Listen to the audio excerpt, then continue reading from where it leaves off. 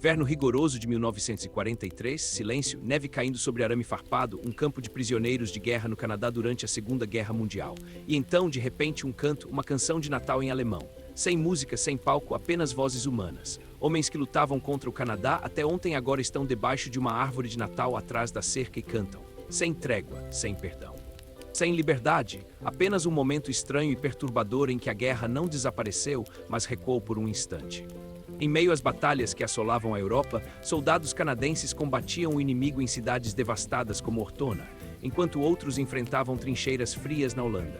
Enquanto isso, os inimigos passavam o Natal longe de casa, confinados por cercas a milhares de quilômetros de distância.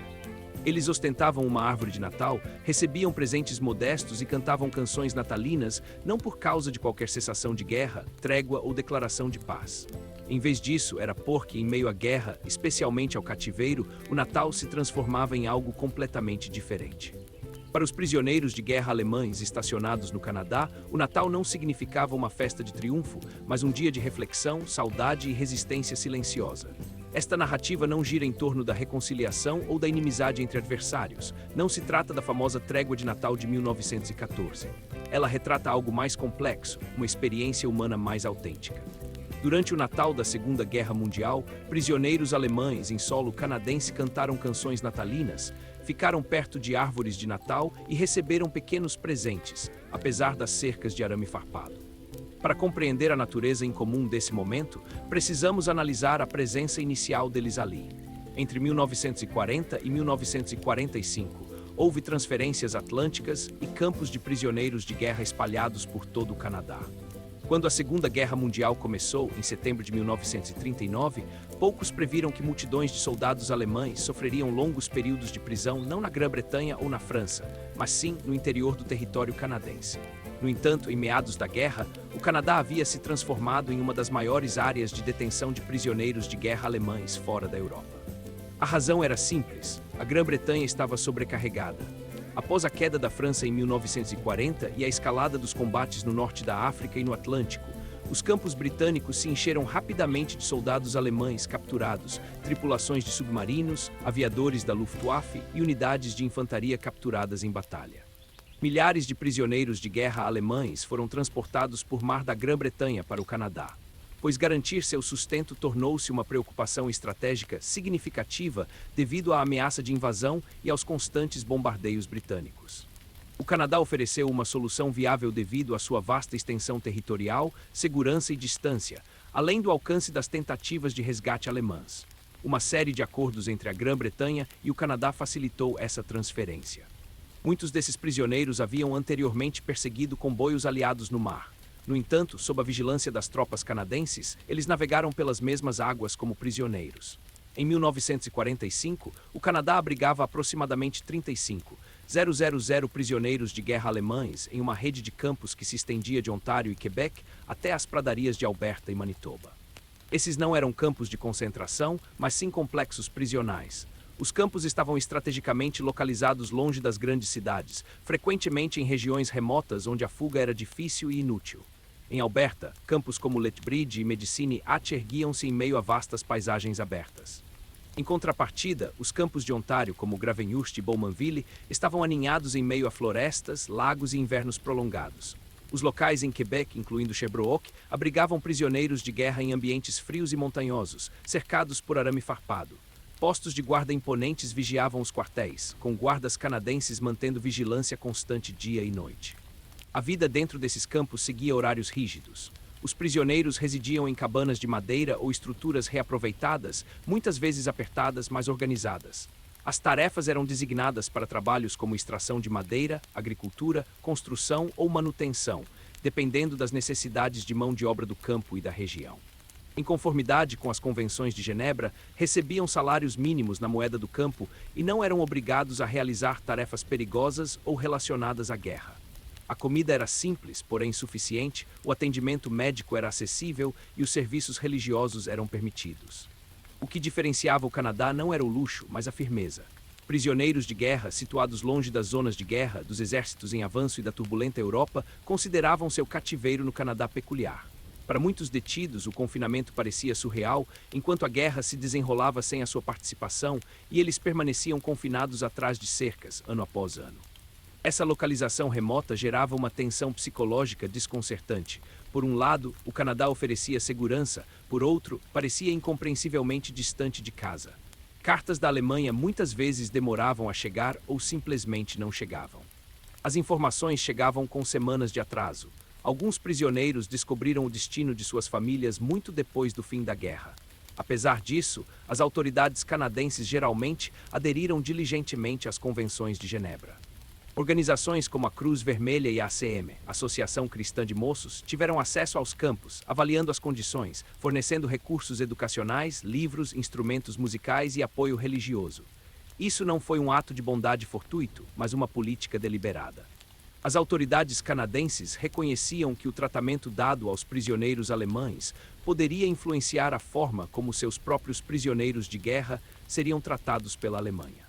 1941-1944, a vida diária nos campos de prisioneiros de guerra canadenses. Durante a maior parte do ano, a vida nesses campos seguia um ritmo previsível e exaustivo. Cada dia começava da mesma forma, chamada contagem. Passos rangendo no chão congelado no inverno ou na poeira no verão ecoavam pelo terreno. Guardas vigiavam das torres, rifles pendurados casualmente sempre. Além do arame farpado, o Canadá se estendia distante e inalcançável. Campos, pradarias, campos de neve, tudo à vista, mas inatingível. Os campos eram funcionais, não confortáveis, abrigando longos barracões de madeira aquecidos por fogões que lutavam incessantemente para dissipar o frio. Espaço pessoal era um luxo de centímetros, não de metros.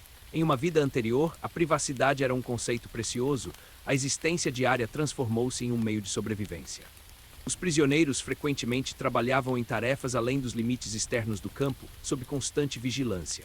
Em Ontário e Quebec, eles derrubavam árvores, cultivavam a terra, consertavam estradas ou trabalhavam em fazendas.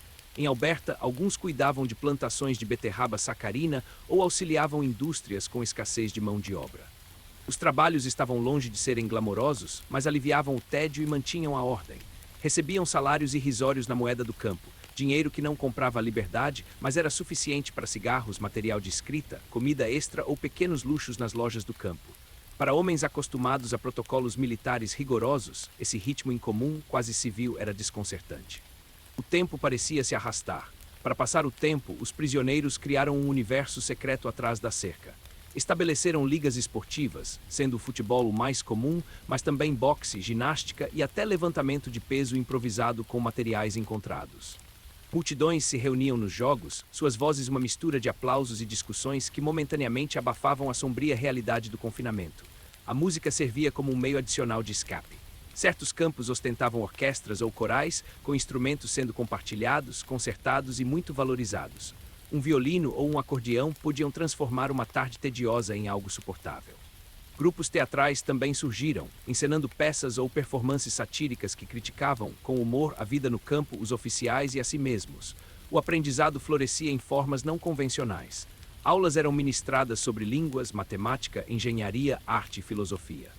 Alguns prisioneiros, inicialmente agricultores ou operários, deixaram o Canadá anos depois fluentes em inglês ou habilidosos em novos ofícios.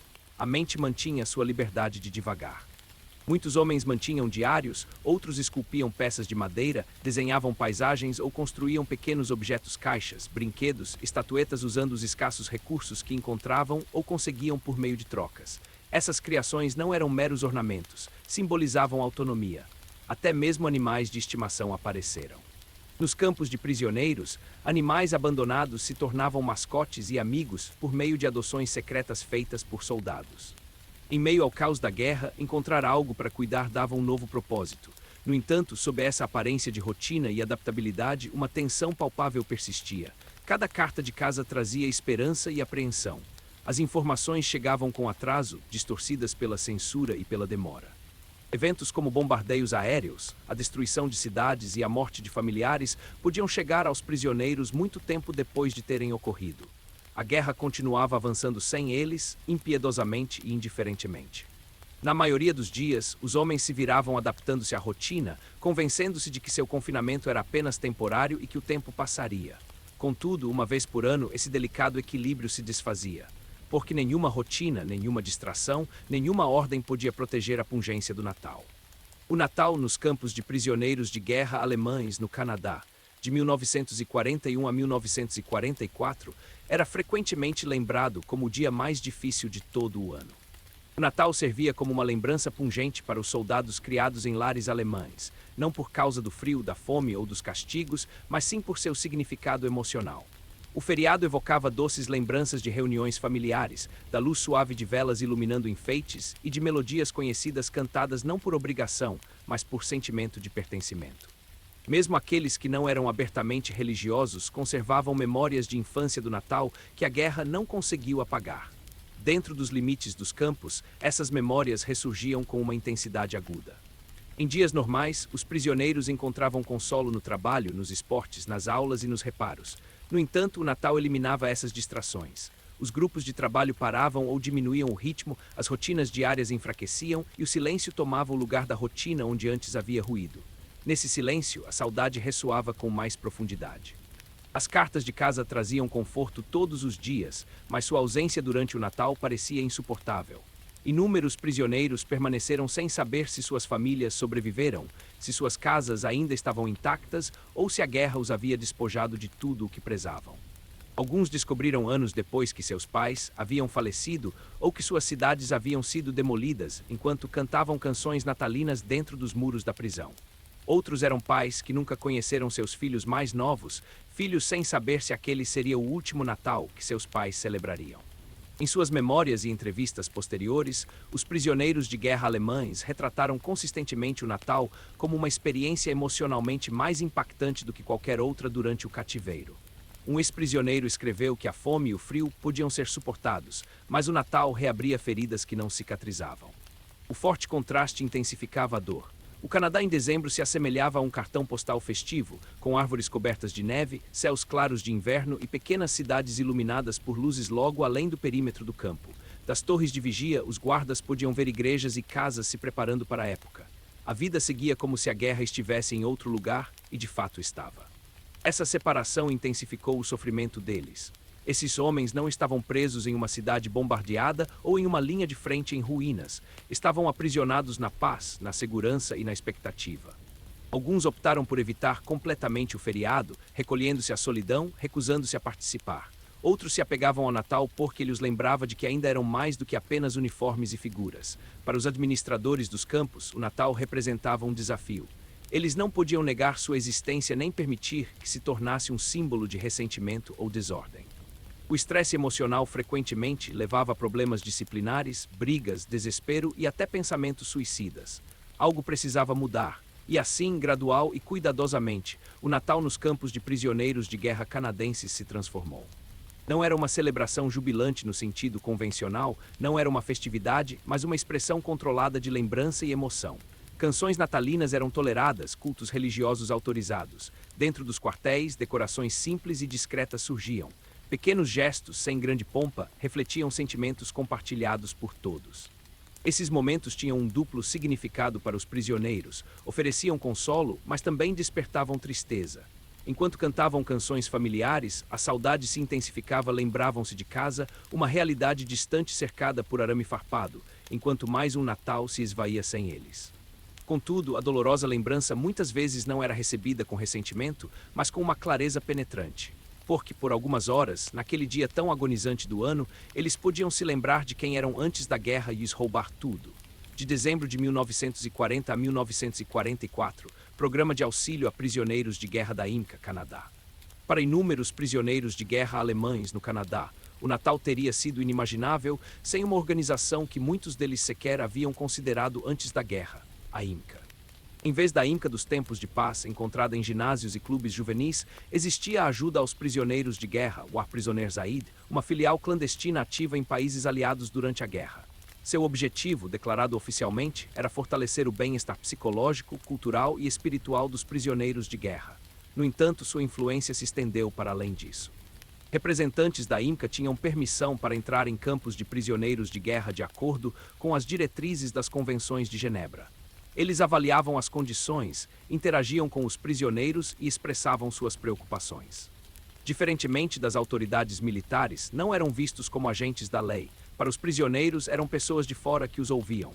Com o tempo, essas visitas alteraram significativamente a vida nos campos. A Inca fornecia livros em grande quantidade, desde manuais técnicos a romances, poesia e filosofia. Ofereciam instrumentos musicais, equipamentos esportivos, materiais de arte e materiais educativos. Em muitos campos, bibliotecas floresceram graças às doações da Inca. Contudo, foi durante o Natal que sua presença se tornou mais evidente e ficou marcada na memória. Com a aproximação de dezembro, os prisioneiros começaram a notar pequenas mudanças. Entregas chegavam, guardas transportavam caixas para os depósitos, sussurros permeavam os alojamentos. Algo estava a caminho. Na véspera ou no dia de Natal, a metamorfose começava. Árvores de Natal modestas surgiam nos alojamentos ou nos corredores comuns, às vezes verdadeiras, outras vezes improvisadas com galhos. Mesmo assim, eram decoradas com carinho. Velas ou luzes elétricas eram adicionadas quando permitido. Enfeites de papel, feitos à mão pelos prisioneiros, pendiam de galhos moldados pela engenhosidade e não pela riqueza. Em seguida, vinham as sacolas de presentes. Cada homem recebia um pequeno pacote. Dentro, nada de luxo. Podia conter sabonete, chocolate, artigos de papelaria, tabaco, produtos para barbear ou pequenos itens alimentícios. Objetos de pouco valor monetário, mas de imenso significado emocional. Para os prisioneiros que mal possuíam algo, esses presentes simbolizavam reconhecimento. Você é notado, você é lembrado, você ainda é uma pessoa. Em retrospectiva, ex-prisioneiros de guerra acharam difícil articular o impacto. Um deles comparou a experiência à manifestação repentina de um Papai Noel fantasmagórico, um benfeitor invisível cuja benevolência chegava sem pompa ou exigência. Outro observou que as sacolas pareciam mais pesadas do que realmente eram, como se as próprias lembranças carregassem um fardo tangível. Durante o Natal, a ACM, Associação Cristã de Moços, promoveu atividades religiosas. Cultos protestantes e católicos foram organizados. Capelães, que podiam ser alemães ou aliados, tinham permissão para entrar nos campos. Hinos ressoavam. Orações familiares eram entoadas em voz alta em um idioma raramente ouvido desde o encarceramento.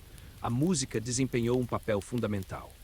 A ACM possibilitou que corais e orquestras se apresentassem na véspera de Natal, marcando a primeira vez em anos que muitos prisioneiros cantaram juntos sem ordens gritadas ou formações rígidas. Essas apresentações não eram ensaiadas para guardas ou propaganda. Em vez disso, representavam expressões coletivas de lembrança.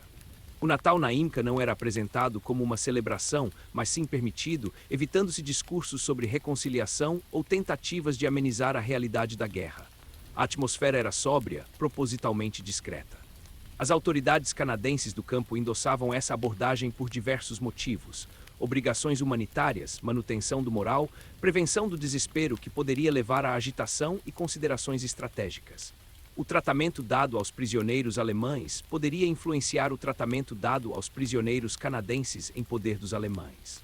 A humanidade servia a um duplo propósito moral e prático. No entanto, discursos políticos, símbolos nazistas e nacionalismo declarado eram estritamente proibidos. O Natal nos campos era desprovido de ideologia, concentrando-se em sua essência: luz na escuridão, memória no exílio. Ao final do dia, as árvores permaneciam imponentes, as canções natalinas ecoavam e os presentes eram cuidadosamente guardados sob os beliches. Vários prisioneiros guardavam lembranças não por motivos práticos, mas como recordações. A Inca não eliminou a tristeza do Natal, mas a transformou de uma dor solitária em uma experiência comunitária. Em nenhum momento esse compartilhamento foi mais impactante do que durante o próprio canto. Da véspera de Natal ao Natal, de 1941 a 1944, os campos de prisioneiros de guerra em todo o Canadá experimentaram uma tranquilidade incomum. Conforme a noite caía no dia de Natal, não havia exercícios nem tarefas. Até mesmo os guardas se moviam lentamente, suas rotinas relaxadas pela data do calendário. A neve brilhava sob o luar, fazendo com que as cercas de arame farpado parecessem linhas tênues no chão. Dentro dos salões e alojamentos comunitários, os homens se reuniam. Alguém tocava uma nota de afinação, outro afinava um instrumento emprestado. Então, quase espontaneamente, as vozes se fundiam harmoniosamente. Até mesmo canções de Natal ecoavam pelo espaço: Stille Nacht, o Tannenbaum, Ort der Engel Lied. Essas melodias haviam sido cantadas por meninos que mais tarde se tornaram soldados, por pais com seus filhos e por famílias reunidas em torno de mesas distantes. As harmonias não precisavam de instrução, elas já estavam na memória mesmo antes do encarceramento. O canto não era vigoroso, não precisava ser. Do outro lado da cerca, guardas canadenses escutavam, alguns por interesse, outros em silenciosa contemplação. Poucos compreendiam a letra, mas o sentimento transparecia com clareza suficiente. Não se tratava de resistência ou dissidência, apenas de reminiscência. A ressonância se espalhou para além dos limites do campo, chegando até os bosques gelados e os campos vazios. Por um instante fugaz, a guerra pareceu distante, não cessada, mas temporariamente contida por algo mais antigo que o poderio militar. Não havia trégua, as armas permaneciam prontas para disparar, as torres de vigia continuavam a guardar, as ordens permaneciam comandos. Mas o ato de cantar esculpia um santuário vulnerável, demarcado não por facções, mas pela humanidade compartilhada. Para os prisioneiros, essas canções natalinas não eram uma fuga, na verdade, eles aumentaram a vigilância. Cada hino trazia à mente cozinhas há muito esquecidas, pais que talvez nunca mais ouvissem suas vozes, filhos crescendo sem eles. Alguns homens cantavam de olhos fechados, outros fitavam o chão, alguns não conseguiam cantar. Lágrimas corriam livremente e sem disfarce. Não havia como confundir aquilo com alegria. A força do momento residia em sua autenticidade. Após o término do último hino, geralmente não havia aplausos nem anúncios, apenas silêncio. Alguns retornavam às suas camas, alguns com suas pequenas sacolas de presentes, outros relendo cartas até que o papel amolecesse em suas mãos.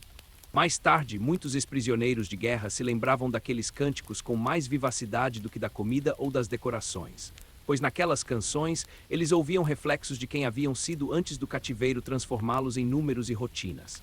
E porque atrás daquela cerca, naquela noite, a guerra não cessou, mas por alguns preciosos instantes afrouxou seu aperto.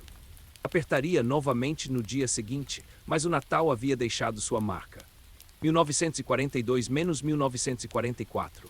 Campos de prisioneiros de guerra, canadenses na quietude que se seguia aos cânticos natalinos, e quando os quartéis mergulhavam no silêncio, inúmeros prisioneiros de guerra alemães encontravam consolo no único elo que os ligava, ainda que tênue, ao mundo que haviam deixado para trás, as cartas. Escrever cartas era sempre um desafio.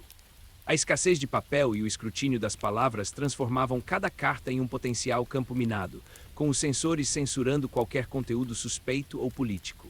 Contudo, a importância dessas cartas era sentida especialmente durante o Natal, mais do que em qualquer outra época do ano. Para facilitar essa conexão, a Inca auxiliou na criação de cartões de Natal exclusivos para os prisioneiros de guerra no Canadá. Diferentemente dos cartões comerciais, esses eram feitos à mão pelos próprios prisioneiros. Em salas de arte ou oficinas improvisadas, os prisioneiros retratavam cenas de seu ambiente. Essas cenas incluíam quartéis sob a neve, torres de vigia contra o céu invernal e cercas de arame farpado em paisagens brancas. Em inúmeros modelos, uma árvore de Natal ocupava o centro das atenções, adornada ou despida, erguendo-se tranquila contra um pano de fundo de cercas de arame farpado. A intenção era clara, não mascarar o cativeiro nem dramatizar em excesso as dificuldades, mas retratar a verdade. O modelo comum mostrava uma árvore de Natal coberta de neve em primeiro plano, com fileiras de barracões e arame farpado estendendo-se atrás dela. No topo, uma mensagem simples em alemão, Herzliche Weihnachtsgruß, oferecia calorosas saudações de Natal. Esses modelos foram produzidos em massa e distribuídos por todos os campos. Multidões, chegando eventualmente às dezenas de milhares, desses cartões foram parar nas mãos de soldados alemães, prisioneiros, cada um servindo como um pequeno vislumbre controlado da vida familiar. Para muitos homens, decidir o que escrever era a parte mais difícil. Eles não conseguiam expressar completamente a solidão, não conseguiam discutir as condições abertamente, não conseguiam refletir sobre a guerra. Tudo o que restava eram fragmentos de bem-estar, otimismo, conforto. Estou bem, não se preocupe. Os pensamentos se voltam para casa, não porque houvesse muito a dizer, mas porque era tudo o que podia ser expresso. Alguns prisioneiros acrescentavam desenhos extras nas margens, em árvores, montanhas, igrejas familiares da juventude. Outros dobravam e desdobravam meticulosamente suas cartas, amaciando o papel antes mesmo de sair do campo. Para as famílias alemãs, esses cartões transmitiam uma mensagem complexa. Significavam que seus filhos ou maridos ainda estavam vivos, mostravam tranquilidade em vez de turbulência, paz em vez de caos, implicavam segurança, e para algumas famílias essa imagem oferecia consolo, para outras despertava remorso. Sobreviventes do pós-guerra escreveram que saber que seus entes queridos estavam seguros no Canadá, enquanto suas cidades natais queimavam, causava uma profunda ruptura emocional. Dentro dos campos, a escrita servia a outro propósito. Ela reafirmava a identidade. Os homens não eram mais apenas o prisioneiro 7283 ou o alojamento C. Beliche 14. Eram filhos, pais, irmãos. Os prisioneiros escreviam frases únicas, criando documentos manuscritos exclusivos para cada um. Ao terminarem as cartas, entregavam-nas silenciosamente em fila. Seguia-se um período de espera que durava semanas ou até meses. As entregas nem sempre eram rápidas. No entanto, no dia de Natal, quando as canções natalinas cessavam, as cartas enviadas ou não enviadas transformavam-se em tábuas de salvação. Serviam como prova de que, para além do arame farpado, a vida continuava. No campo 42, perto de Sherbrooke, no Quebec, o desejo de conexão transcendeu o arame farpado durante o inverno de 1944. Ao contrário de muitos campos onde o Natal permanecia restrito ao âmbito interno, os prisioneiros de guerra alemães em Sherbrooke encontraram um propósito que ia além do seu próprio confinamento. Ao longo do ano, os prisioneiros mantiveram-se ocupados com oficinas no campo, trabalhando com madeira, consertando ferramentas e aprendendo ofícios com outros detentos. Com a aproximação do Natal, um pequeno grupo sugeriu uma ideia que parecia quase inatingível em circunstâncias de guerra: criar brinquedos. Não para uso pessoal, nem para troca ou comércio, mas para crianças que viviam fora do campo. Utilizando madeira descartada, restos de materiais e ferramentas manuais permitidas pelos guardas, os homens começaram a esculpir discretamente nas semanas que antecederam o Natal. Criaram itens básicos, como pequenas criaturas de madeira, carrinhos de brinquedo, barcos e recipientes. Eram peças simples, mas cada uma era feita com cuidado. A notícia se espalhou rapidamente e mais homens se juntaram ao projeto. O que começou com alguns artesãos se transformou em um esforço cooperativo. Ao final, mais de 200 itens foram produzidos. Inicialmente, esses brinquedos foram doados à Cruz Vermelha, destinados a crianças carentes. No entanto, a história não terminou aí. As autoridades do campo, após deliberação, permitiram algo extraordinário. Crianças canadenses da região seriam convidadas para uma festa de Natal no campo. No dia da ocasião, um dos barracões foi transformado. A sala estava decorada com enfeites natalinos, mesas postas, uma árvore no centro com ornamentos artesanais e pequenas velas, enquanto músicos de um campo de prisioneiros de guerra preparavam seus instrumentos. Uma variedade de doces caseiros, feitos com ingredientes cuidadosamente guardados, e guloseimas racionadas enfileiravam-se. 30 crianças, acompanhadas por suas mães, entraram, transformando instantaneamente o ambiente.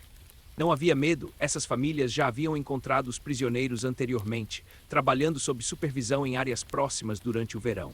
Para elas, esses homens eram mais do que apenas figuras atrás de cercas, não eram monstros. As crianças foram recebidas com música, canções natalinas ecoavam pelo ambiente, não como uma apresentação, mas como um convite.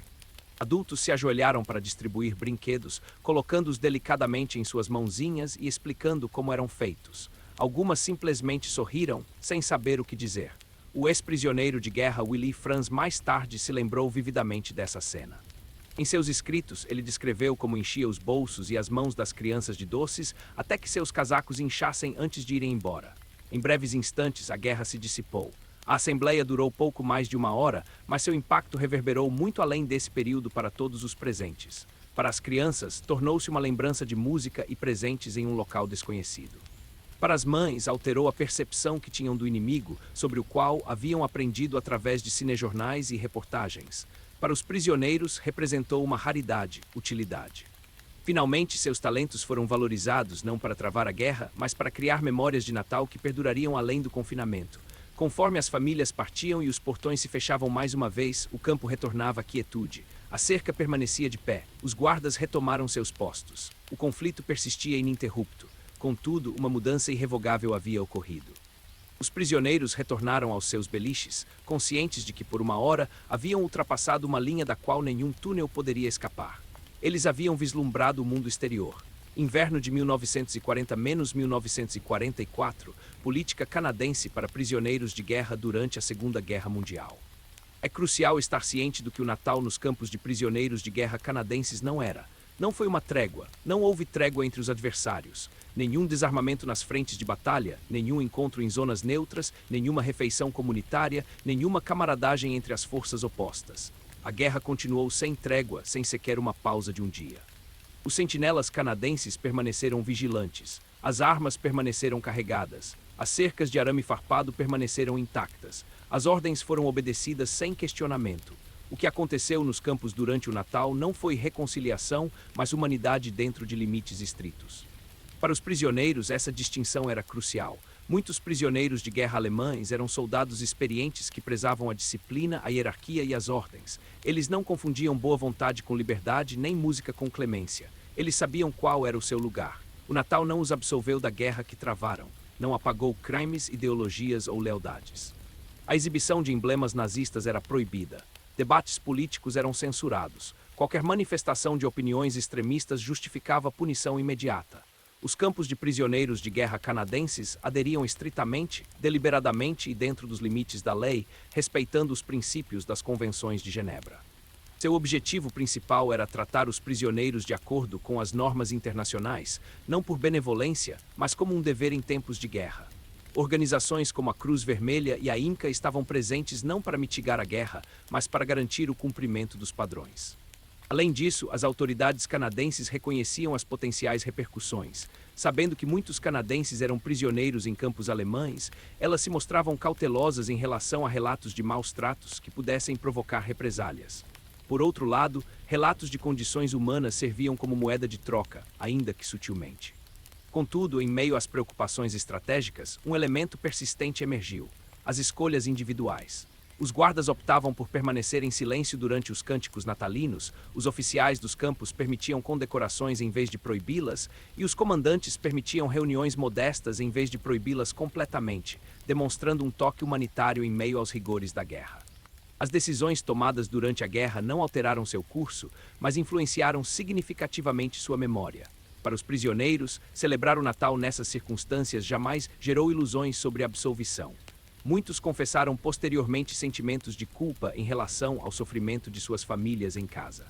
Alguns lidaram com raiva, perplexidade ou constrangimento. A experiência humana não ofereceu um desfecho, em vez disso, serviu como um forte contraste. Ela nos lembrou do mundo como deveria ser e como não era. Essa distinção é crucial porque impede que a narrativa se torne excessivamente sentimental. As celebrações de Natal dos prisioneiros de guerra no Canadá não sugerem que a guerra poderia ser mais branda ou amena. Em vez disso, demonstram contenção. Mesmo durante uma guerra total, quando as nações estavam totalmente mobilizadas, havia limites que alguns optaram por preservar. A humanidade não pôs fim ao conflito, apenas persistiu nele. Enquanto canções natalinas ecoavam por trás de arame farpado no Canadá, bem longe dali, outros canadenses vivenciavam um Natal muito diferente, na Itália e no noroeste da Europa, durante 1943 e 1944. Enquanto os prisioneiros de guerra alemães no Canadá celebravam o Natal com árvores e canções natalinas, os soldados canadenses na Europa estavam envolvidos em algo diferente: combates. Na Itália, a infantaria canadense passou o Natal nas ruínas de Ortona, uma cidade devastada por semanas de intensos combates. Não havia árvores nem música, apenas pedra fria, fumaça e o som persistente de tiros. Os combates continuaram casa a casa durante a noite. Quando o dia de Natal chegou, trouxe não paz, mas baixas. No noroeste da Europa, as tropas canadenses ocuparam posições alagadas na Holanda e na Bélgica, onde lama e gelo ceifaram quase tantas vidas quanto as balas inimigas. As trincheiras estavam cheias de água, as botas congelaram.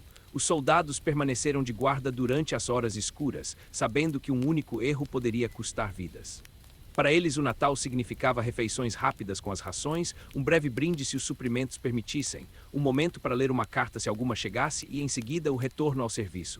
Alguns soldados passaram o dia em silenciosa reflexão. A discrepância, embora pouco reconhecida, era perturbadora. Prisioneiros alemães cantavam, soldados canadenses sofriam. Prisioneiros alemães eram protegidos por arame farpado, canadenses vigiados sob fogo inimigo. Ambas as situações faziam parte do mesmo conflito. Não se tratava de um ato de injustiça, mas sim de um reflexo da realidade. A imprevisibilidade da guerra colocava homens em circunstâncias vastamente diferentes. Alguns lutavam, outros esperavam, alguns cantavam para suportar a noite, outros empunhavam rifles e rezavam pela sobrevivência. Os guardas canadenses que ouviam canções natalinas nos campos de prisioneiros de guerra eram frequentemente veteranos ou se tornariam veteranos. Muitos partiriam para missões após cumprirem suas designações. Alguns não retornariam. A compaixão demonstrada aos prisioneiros não diminuía os esforços daqueles que lutavam. Ela coexistia com o sacrifício, não o substituía. Essa justaposição é crucial para compreender toda a história. O Canadá não venceu a guerra por bondade. Venceu lutando, morrendo e perseverando. Em meio àquela luta, optou-se pela contenção sempre que possível. Foi essa contradição, a dureza entrelaçada com a compaixão, que tornou aqueles momentos de Natal significativos. Não porque transformaram a guerra em algo positivo, mas porque impediram a completa degradação dos valores humanos. No dia de Natal, em dois âmbitos distintos unidos pelo mesmo conflito, os canadenses faziam vigília, lutavam nas linhas de frente e ouviam vozes inimigas cantando melodias familiares. A guerra persistia. Contudo, mesmo em meio ao tumulto, ela não silenciou completamente a voz humana. Reminiscências do pós-guerra, recordações de prisioneiros de guerra de 1945 à década de 1970. Após o Natal, nada mudou fundamentalmente. Os guardas retomaram seus deveres, a cerca continuou a se estender pela neve e os portões abriram e fecharam conforme o previsto. No dia seguinte, a vida nos campos voltou ao normal, chamadas tarefas espera. As árvores de Natal começaram a perder seus galhos, as velas foram guardadas e as melodias se dissiparam na lembrança. E, no entanto, o Natal persistiu. Aquele dia de Natal continuou a ressoar entre os prisioneiros de guerra alemães no Canadá muito tempo depois de as decorações festivas terem desaparecido. Não porque fosse uma ocasião feliz, mas porque revelava verdades. O Natal dentro dos muros da prisão não tinha como objetivo promover a paz, nem oferecia perdão ou absolvia alguém de seus deveres. Não amenizava a guerra nem alterava seus resultados. Em vez disso, proporcionava discernimento. Servia como um lembrete do que o cativeiro lhes havia roubado e do que não havia. Tinha ido embora, mas sua memória persistia. A liberdade podia estar ausente, mas sua identidade permanecia inabalável. Apesar de estarem confinados entre números e beliches, eles conservavam a capacidade de introspecção, expressão artística e autocontrole. Para alguns, essa constatação ofereceu forças para perseverar. Para outros, tornou a espera mais árdua. No entanto, nenhum conseguiu esquecê-lo. Anos após a guerra, os ex-prisioneiros falavam menos sobre a comida, o trabalho ou mesmo as barreiras, e mais sobre o som das canções de Natal em uma noite de inverno e a sensação de escrever cartas para casa em papel. Num canto, um presente leve jazia intocado perto de uma cama. Uma criança em Sherbrooke, segurando com firmeza um brinquedo de madeira artesanal, outrora moldado por mãos hábeis em tempos de guerra. Esses momentos fugazes carregavam significado não por sua grandiosidade, mas por sua delicadeza. Persistiam em espaços confinados, permitidos por lei, política e decisão pessoal. Sobreviviam não porque a guerra fosse misericordiosa, mas porque alguns escolheram não deixar que ela obliterasse todas as demarcações. O Natal atrás das cercas de arame farpado ressaltou algo frequentemente negligenciado na história: a humanidade não cessa com o aprisionamento. Não é obliterada por uniformes. E não precisa da vitória para sobreviver. A guerra continuou, cidades sucumbiram, homens pereceram, nações calcularam as perdas. Contudo, por um dia frio no Canadá, dentro das cercas de arame farpado e sob a neve que caía, adversários entoaram canções de suas memórias de infância. E essa, em essência, era a verdadeira essência do Natal por trás do muro. Não uma promessa de paz, mas a prova de que, mesmo nos momentos mais sombrios da guerra, a voz humana ainda podia ser ouvida.